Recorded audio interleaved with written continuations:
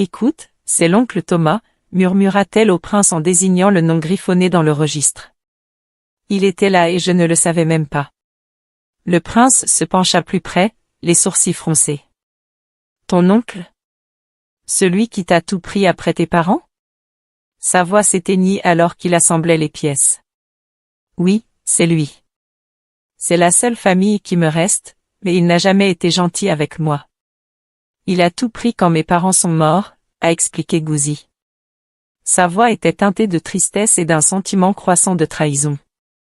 Pourquoi serait-il ici?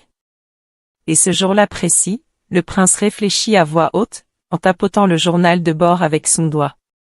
Déterminé à en savoir plus, Gouzi et le prince décidèrent de rendre visite à l'oncle de Gouzi, sous couvert de renouer les liens familiaux.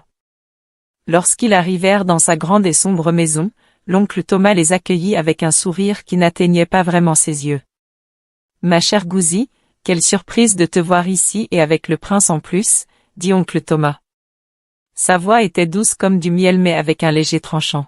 « Nous étions juste dans le quartier, mon oncle. » J'ai pensé que ce serait bien de se rattraper, dit Gouzi, se forçant à sourire alors qu'elle essayait de regarder autour de la pièce, à la recherche de tout signe de son implication dans la mort du roi.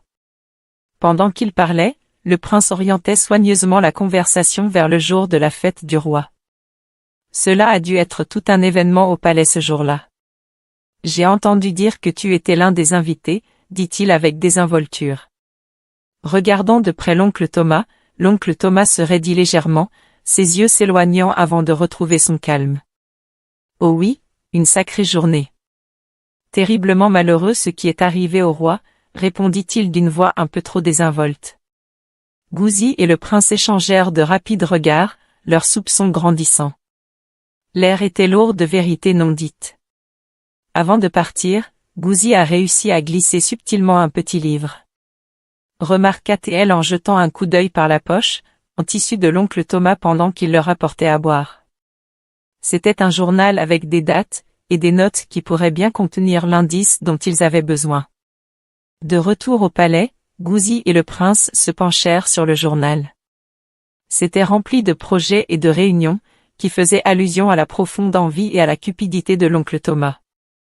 Non seulement il avait pris l'héritage de Gouzi, mais maintenant, il découvrait que ses ambitions atteignaient des profondeurs encore plus sombres.